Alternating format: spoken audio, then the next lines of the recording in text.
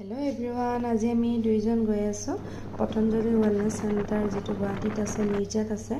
और आहि पालो आमी बर धुनिया परिवेश देখিছেনে और इयाते सकलो बेमाৰৰ माने ट्रिटमेंट হয় और यारे आगते आमी हरिद्वार গৈছিলো बाबा रामदेव जोत থাকে ताते গৈছিলো ताते থাকিছিলো आमी থাকি পেলাই ट्रिटमेंट কৰিছিলো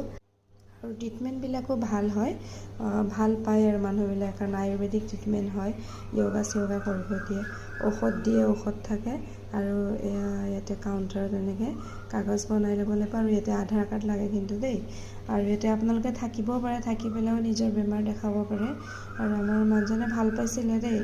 ভাল নোপোৱা না ভাল পাইছিলে ভাল পায় আৰু কিন্তু যিবিলাক বস্তু খাব মানা কৰিছিলে সেইবিলাক বস্তু খাইছে সেইকাৰণে খোৱাৰ কাৰণে আকৌ ৰিটাৰ্ণ আহিছে আৰু আমি